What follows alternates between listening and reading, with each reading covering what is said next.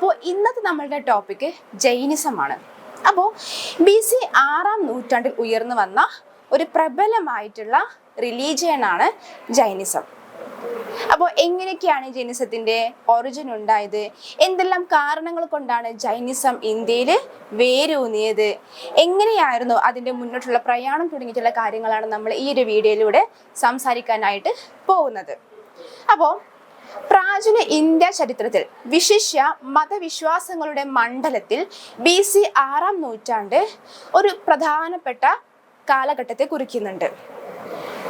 ആചാരബഹുലവും അതുപോലെ തന്നെ ഭയങ്കരമായിട്ടുള്ള അന്ധവിശ്വാസങ്ങളും വർണ്ണവിവേചനങ്ങളും അതുപോലെ തന്നെ ഒരു സോഷ്യൽ ഹയറാർക്കിയും ഒക്കെ ഉണ്ടായിരുന്ന ഒരു ബ്രാഹ്മണ മേധാവിത്വ സമൂഹത്തിൽ നിന്നും ധാരാളം മുറുമുറുപ്പുകളും അതുപോലെ തന്നെ പിരിമുറുക്കങ്ങളും ജനങ്ങൾക്കിടയിൽ ഉണ്ടായിരുന്നു. അത്തരത്തിലുള്ളൊരു സാഹചര്യത്തിൽ, അതായത് ബ്രാഹ്മണന്മാർ മേധാവിത്വം സ്ഥാപിച്ചിരുന്ന ആ ഒരു വർണ്ണ സമൂഹത്തിൽ നിന്നും വൈശ്യന്മാരും ശൂദ്രന്മാരും പോലെയുള്ള വിഭാഗങ്ങളെ അവർ മാറ്റി നിർത്തിയിട്ടുണ്ടായിരുന്നു. സമൂഹത്തിലെ എല്ലാ തരത്തിലുമുള്ള അവകാശങ്ങളും അധികാരങ്ങളും കൈയാളിയിരുന്നത് ഈ പറയപ്പെട്ട ബ്രാഹ്മണന്മാരായിരുന്നു.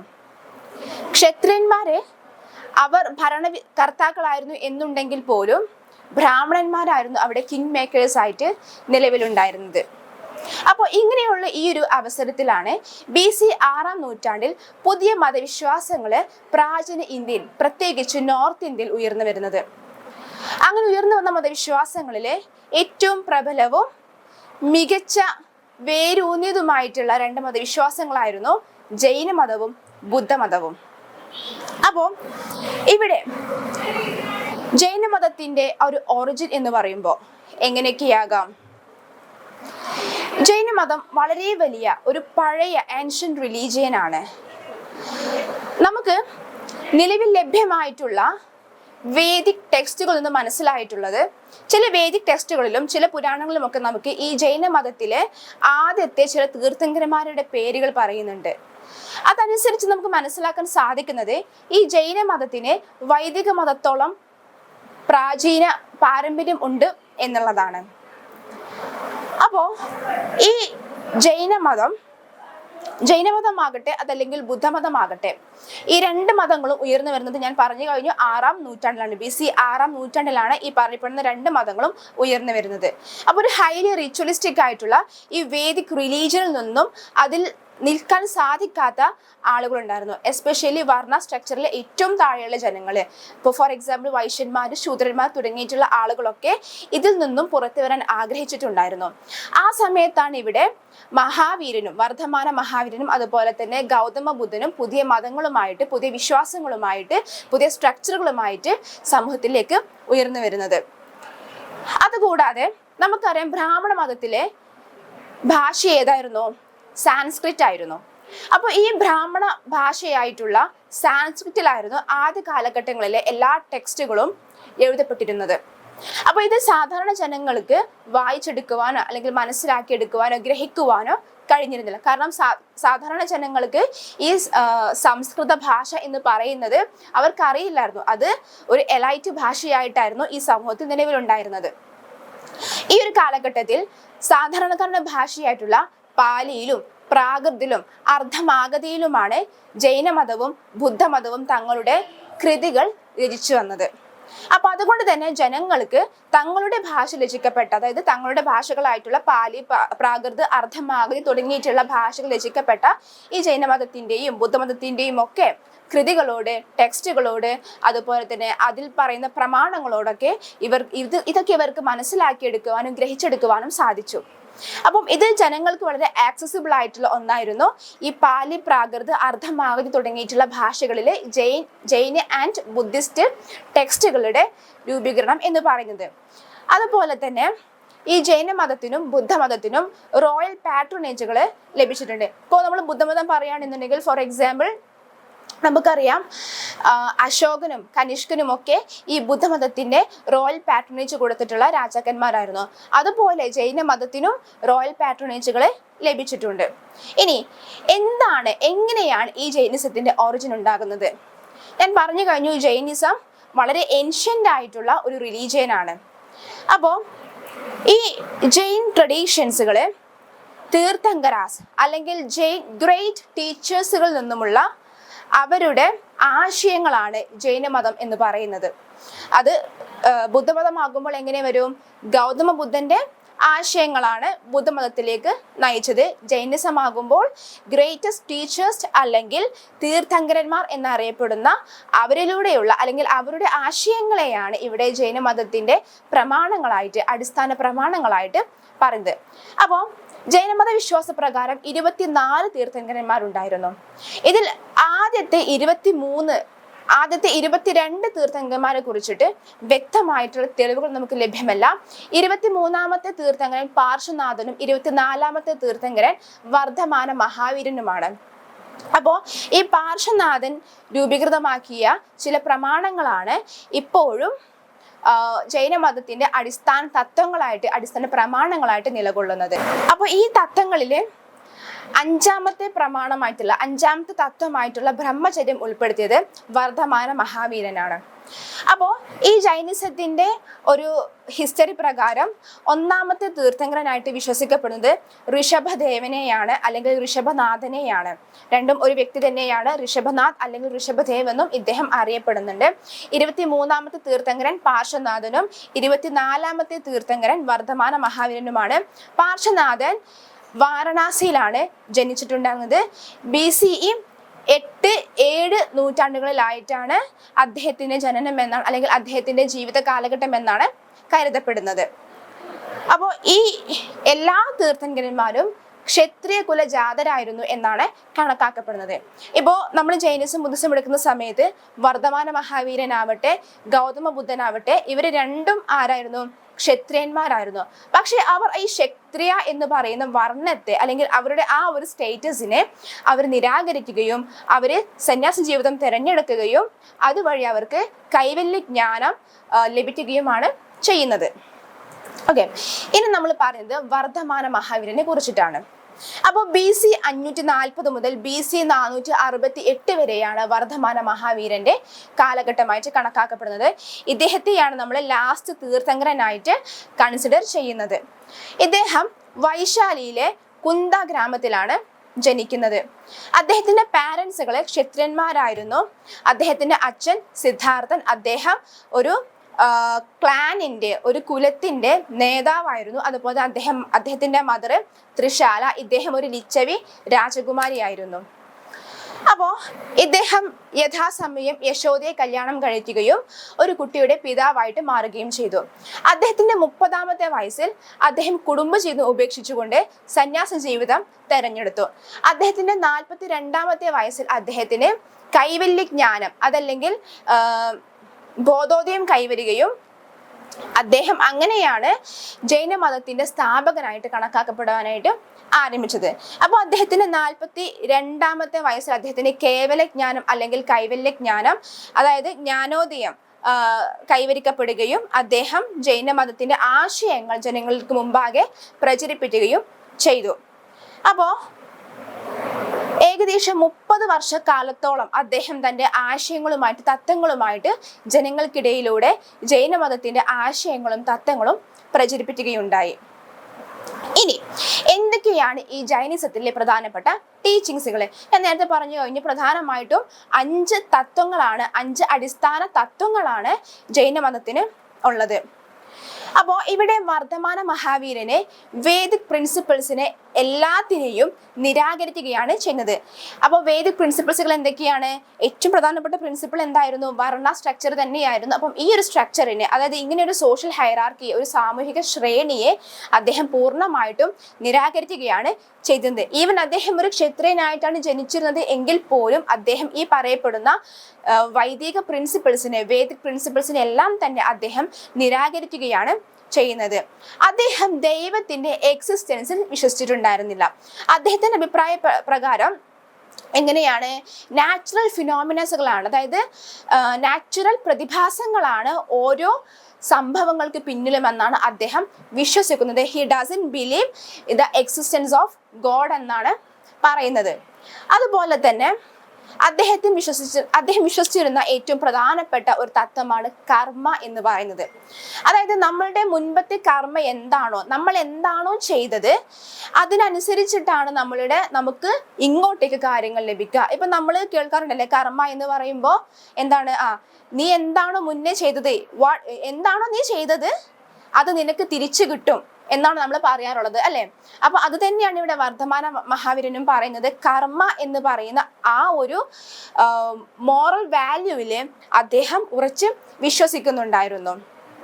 അതുപോലെ തന്നെ അദ്ദേഹം നോൺ വയലൻസ്, അഹിംസയ്ക്ക് വളരെ വലിയ പ്രാധാന്യം തന്നെ നൽകുന്നുണ്ട്. ഇപ്പൊ നമുക്കറിയാം ജൈനമതത്തില് രണ്ട് രീതിയിലുള്ള ജൈനമത വിശ്വാസികളുണ്ട്. അതായത് പൊതുവെ ജൈനമത വിശ്വാസികൾ എങ്ങനെയാണ്, ചെരുപ്പൊന്നും ഇടാതെ നടക്കുന്നവരാണ്. കാരണം എന്താണ്, നമ്മൾ ചെരുപ്പിട്ട് നടക്കുമ്പോൾ നമ്മളുടെ കാലിന്റെ അടിയിലേക്ക് വരുന്ന, നമ്മൾ നടക്കുമ്പോൾ അവിടെ ഉണ്ടാകുന്ന കുഞ്ഞു പ്രാണികളായിക്കോട്ടെ, പുല്ലുകളായിക്കോട്ടെ, അതെല്ലാം നമ്മളെ നമ്മുടെ നേത്രങ്ങളെ കൊണ്ട് കാണാൻ സാധിക്കാത്ത തരത്തിലുള്ള ജീവികളൊക്കെ ഉണ്ട് അല്ലെ.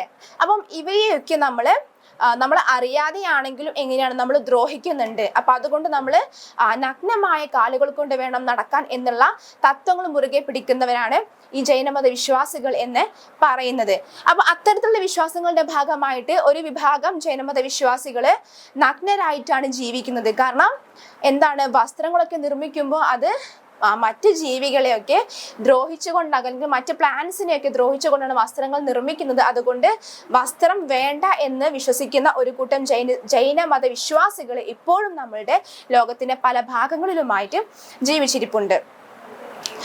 അപ്പോ ഇവിടെ വർദ്ധമാന മഹാവീരൻ ആത്മാവിനാണ് പ്രാധാന്യം കൊടുത്തിട്ടുണ്ടായിരുന്നത്. അതായത് ഒരു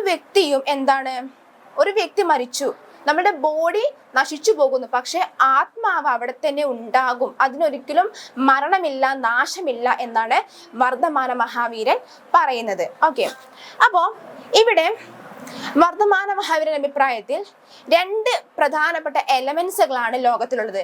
ഒന്ന് ജീവ എന്നും മറ്റൊന്ന് ആത്മ എന്നും. ഈ ജീവ എന്ന് പറഞ്ഞാൽ കൺഷ്യസ് ആണ്, ആത്മ എന്ന് പറഞ്ഞാൽ അൺകോൺഷ്യസ് ആയിട്ടുള്ള കാര്യങ്ങളാണ്. ഓക്കെ, ആത്മ എന്ന് പറഞ്ഞാൽ ഞാൻ നേരത്തെ പറഞ്ഞ സോള് അല്ലെ, അതിന് മരണമില്ല എന്നാണ് ഇവിടെ ജൈനിസം പറയുന്നത്. അപ്പം ഈ ആത്മാവിന് ലഭിക്കുന്ന ആത്യന്തികമായിട്ടുള്ള മോക്ഷം, അതാണ് നിർവാണം എന്നിവിടെ ജൈനിസം പറയുന്നത്.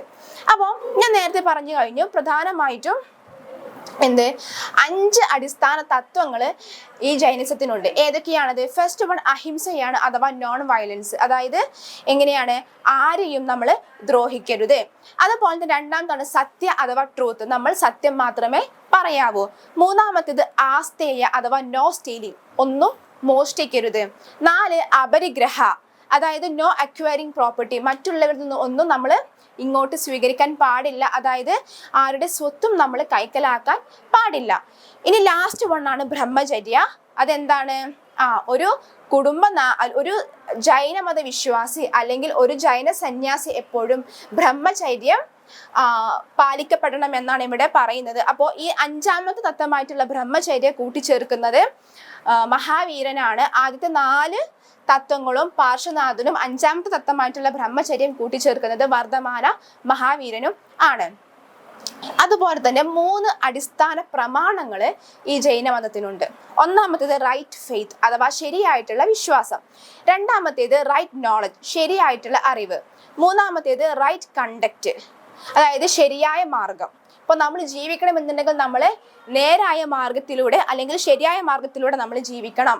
അതുപോലെ നമുക്ക് ശരിയായിട്ടുള്ള അറിവ് നമ്മൾക്ക് വേണം, നമ്മൾക്ക് ശരിയായ രീതിയിലുള്ള വിശ്വാസം വേണം എന്നാണ് ഇവിടെ ജൈനമതം പറയുന്നത്. അപ്പോൾ ഇത്രയും കാര്യങ്ങളാണ് പ്രധാനമായിട്ടും ജൈനമതത്തിൻ്റെ അകത്ത് വരുന്ന അടിസ്ഥാന പ്രമാണങ്ങളും തത്വങ്ങളും ഒക്കെയായിട്ട് വരുന്നത്. എന്തൊക്കെ കാര്യങ്ങളായിരുന്നു? 2 പ്രധാനപ്പെട്ട എലമെന്റ് ആണ് വേർഡിലുള്ളത്. ഒന്ന് ജീവ, മറ്റൊന്ന് ആത്മ. ഓക്കെ, അത് കഴിഞ്ഞ് നമ്മൾ പറഞ്ഞ എന്താണ്, 5 അടിസ്ഥാന തത്വങ്ങൾ, പ്രമാണങ്ങൾ ഇതിനുണ്ട്. ഒന്നാമത്തേത് അഹിംസ, സത്യ, ആസ്തേയ, അപരിഗ്രഹ, ബ്രഹ്മചര്യ. ഓക്കെ, ഇനി മറ്റൊന്നാണ് 3 അടിസ്ഥാന പ്രമാണങ്ങൾ ഇതിനുണ്ട്, 3 ഘടകങ്ങൾ ഇതിനുണ്ട്. ഒന്ന് റൈറ്റ് ഫെയ്ത്ത്, റൈറ്റ് നോളജ്, മൂന്നാമത്തേത് റൈറ്റ് കണ്ടക്ട് എന്ന് പറയുന്നത്. ഓക്കെ, അപ്പം ഇത്രയും കാര്യങ്ങളാണ് നമുക്ക് ജൈനിസത്തിന്റെ ഏറ്റവും പ്രധാനപ്പെട്ട പോയിന്റ്സുകളായിട്ട് ഇവിടെ പറയാനുള്ളത്. ഓക്കെ, ഇനി കാലക്രമേണ ജൈനിസം 2ആയിട്ട് സ്പ്ലിറ്റ് ആവുന്നു. എങ്ങനെയൊക്കെയാണ്? ഇവിടെ ജൈനിസത്തിന്റെ ഫോളോവേഴ്സുകളായിട്ടുള്ള ഭദ്രബാഹുവും സ്ഥൂലബാഹുവും രണ്ട് പേരും രണ്ട് ദിശയിലേക്ക് തങ്ങളുടെ വിശ്വാസങ്ങളെ അല്ലെങ്കിൽ തങ്ങളുടെ അടിസ്ഥാന വിശ്വാസങ്ങളെ മറ്റുള്ളവരിലേക്ക് പ്രചരിപ്പിക്കുന്നതിന് വേണ്ടിയിട്ട് രണ്ട് ദിശകളിലേക്ക് പോകുന്നു. ഇവിടെ ഭദ്രബാഹു സൗത്ത് ഇന്ത്യയിലേക്കും അതുപോലെ തന്നെ സ്ഥൂലബാഹു നോർത്ത് ഇന്ത്യയിലും അവരുടെ ഫോളോവേഴ്സുകളുമായിട്ട് താമസിക്കാനായിട്ട് ആരംഭിച്ചു. അങ്ങനെ സ്ഥൂലബാഹു ഈ പറയുന്ന ജൈനിസത്തിന്റെ കോഡ് ഓഫ് കണ്ടക്റ്റിൽ ചില മാറ്റങ്ങൾ വരുത്തുന്നു. അതായത് അദ്ദേഹം പറയുന്നത് ക്ലോത്തുകൾ എപ്പോഴും നമ്മൾ വെയർ ചെയ്യണമെന്നാണ് അദ്ദേഹം പറയുന്നത്. അപ്പോൾ അവിടെ എന്ത് വരുന്നു? ജൈനിസത്തിന്റെ പ്രമാണങ്ങളില് വിശ്വാസങ്ങളില് സ്പ്ലിറ്റ് ഉണ്ടാകുന്നു. അങ്ങനെ സ്വാഭാവികമായിട്ടും ജൈനിസം രണ്ടായിട്ട് സ്പ്ലിറ്റ് ചെയ്യുന്നു. ശ്വേതാംബരാസ് എന്നും ദിഗംബരാസ് എന്നും അറിയപ്പെടുന്ന രണ്ട് വിഭാഗങ്ങളായിട്ട് ജൈനിസം ഇതിലൂടെ മാറുന്നു. ഇവിടെ ശ്വേതാംബരാസ് എന്ന് പറഞ്ഞാൽ നോർത്തേൺസുകളാണ്. നോർത്തിൽ ആരാണ് ഉണ്ടായിരുന്നത്? നോർത്തിലുണ്ടാകുന്നത് സ്ഥൂലബാഹുവാണ്. അപ്പോൾ ഈ നോർത്തിലുണ്ടാകുന്ന ശ്വേതാംബര എന്ന് പറയുന്ന വിഭാഗം വൈറ്റ് ക്ലാഡ് എന്നാണ് അറിയപ്പെടുന്നത്. ഇനി സദേൺ ഇന്ത്യയിൽ ഉണ്ടായിരുന്ന ഭദ്രബാഹുവിന്റെ ടീം ഏതായിരുന്നു? ഈ ടീം ദിഗംബരാസ് എന്നാണ് അറിയപ്പെടുന്നത്. ഇവര് സ്കൈ ക്ലാഡ് എന്നാണ് അറിയപ്പെടുന്നത്. അപ്പോൾ ഇങ്ങനെയാണ് ജൈനിസത്തിന്റെ സ്പ്ലിറ്റ് ഉണ്ടാകുന്നത്. ഏതൊക്കെയായിരുന്നു? ശ്വേതാംബരാസും ദിഗംബരാസും. ഓക്കെ, ഇനി രണ്ട് ജെയിൻ കൗൺസിൽസുകള് ആൻഷ്യന്റ് ഇന്ത്യയിൽ നടന്നിട്ടുണ്ട്. ഫസ്റ്റ് ജെയിൻ കൗൺസിൽ നടക്കുന്നത് BC 3-ാം നൂറ്റാണ്ടിൽ പാടലിപുത്രത്തിൽ വെച്ചിട്ടാണ്. അപ്പോൾ ഇതിന് നേതൃത്വം വഹിച്ചത് സ്ഥൂലഭദ്രയാണ്. ഓക്കെ, ഇനി രണ്ടാമത്തെ ജെയിൻ കൗൺസിൽ നടക്കുന്നത് AD 512 ഗുജറാത്തിലെ വല്ലഭിയിൽ വെച്ചിട്ടാണ്. ഇതിന് നേതൃത്വം നൽകുന്നത് ദേവരഥിയാണ്. ഓക്കെ, അപ്പോൾ ഇങ്ങനെ പ്രധാനപ്പെട്ട രണ്ട് ജെയിൻ കൗൺസിൽസുകൾ ഏൻഷ്യന്റ് ഇന്ത്യയിൽ നടക്കുന്നുണ്ട്. ഒന്ന് BC 3-ാം നൂറ്റാണ്ടിലും മറ്റൊന്ന് AD 512-ലുമാണ് ജെയിൻ കൗൺസിലുകൾ നടക്കുന്നത്. ഇനി ഈ ജൈനിസത്തിന്റെ ഏറ്റവും പ്രധാനപ്പെട്ട ഒരു സവിശേഷത അല്ലെങ്കിൽ സംഭാവനയാണ് അവരുടെ ആർട്ട് ആൻഡ് ആർക്കിടെക്ചർ എന്ന് പറയുന്നത്. നമുക്ക് ആൻഷ്യന്റ് ഇന്ത്യയിലെ അല്ലെങ്കിൽ നമുക്ക് ഇന്നും നമ്മുടെ ഇന്ത്യയിലെ പലയിടങ്ങളിലുമായിട്ട് ജൈൻ ടെമ്പിൾസുകളെ, ജൈൻ വിഗ്രഹങ്ങള്, സ്കൾപ്ചേഴ്സുകള്, സ്തൂപങ്ങളൊക്കെ കാണാൻ സാധിക്കുന്നുണ്ട്. അപ്പോൾ അതുപോലെ തന്നെ ജൈൻ പെയിന്റിങ്സുകൾ ഇതൊക്കെ നമുക്ക് ഇന്ത്യയിലെ പല ഭാഗങ്ങളിലായിട്ട് കാണാൻ സാധിക്കുന്നുണ്ട്. അപ്പോൾ നമ്മൾ ആദ്യം സ്കൾപ്ചറുകൾ എടുക്കുന്ന സമയത്ത് രാജസ്ഥാൻ, മധ്യപ്രദേശ്, ഗുജറാത്ത്, കർണാടക തുടങ്ങിയിട്ടുള്ള സംസ്ഥാനങ്ങളിലുടനീളം നമുക്ക് ഈ പറയപ്പെടുന്ന ജെയിൻ വിഗ്രഹങ്ങളെ, സ്കൾപ്ചേഴ്സുകൾ കാണാൻ സാധിക്കുന്നുണ്ട്. അതിൽ ഏറ്റവും പ്രധാനപ്പെട്ട ഒരു സ്കൾപ്ചറാണ് കർണാടകയിലെ ശ്രാവണ ബൽഗോളയിലെ ബാഹുബലിയുടെ പ്രതിമ എന്ന് പറയുന്നത്. ഓക്കെ, ബാഹുബലിയുടെ ഗോമതേശ്വര പ്രതിമയാണ് ഏറ്റവും പ്രധാനപ്പെട്ട ഒരു ജെയിൻ സ്കൾപ്ചറായിട്ട് നമ്മൾ കണക്കാക്കുന്നത്. ഓക്കെ, അപ്പം ഇന്ത്യയിലെ ആദ്യത്തെ വിഗ്രഹം അല്ലെങ്കിൽ സ്കൾപ്ചർ നമുക്ക് ലഭിക്കുന്നതും ഒരു സിംഗിൾ സ്കൾപ്ചർ നമ്മൾക്ക് ലഭിക്കുന്നതും ഒരു ജെയിൻ വിഗ്രഹം തന്നെയാണ്. ഓക്കെ, അതുപോലെ തന്നെയാണ് മറ്റൊന്നാണ് ജെയിൻ ടെമ്പിളുകൾ.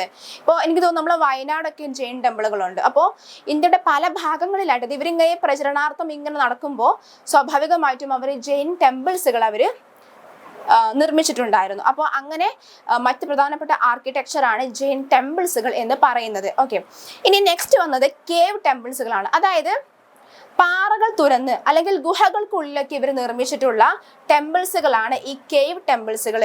ഒറീസയിലെ ഹതിഗുംബ, ഗിൽനാർ, ബീഹാറിലെ രാജഗിരി, അതുപോലെ തന്നെ രാജസ്ഥാനിലെ മൗണ്ട് അബു എന്നിവിടങ്ങളിലൊക്കെയുള്ള ജെയിൻ കേവ് ടെമ്പിൾസുകളൊക്കെ ഇവരുടെ ആർട്ട് ആൻഡ് ആർക്കിടെക്ചറുകൾക്ക് വളരെ ശ്രദ്ധേയമായിട്ടുള്ളവയാണ്.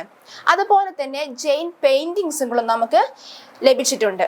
അപ്പോൾ പ്രധാനമായിട്ടും ഇത്രയും കാര്യങ്ങളാണ് നമുക്ക് ജെയിനിസത്തെ കുറിച്ച് പറയുവാനായിട്ടുള്ളത്. അപ്പൊ എന്തൊക്കെ കാര്യങ്ങൾ നമ്മൾ പറഞ്ഞു കഴിഞ്ഞു?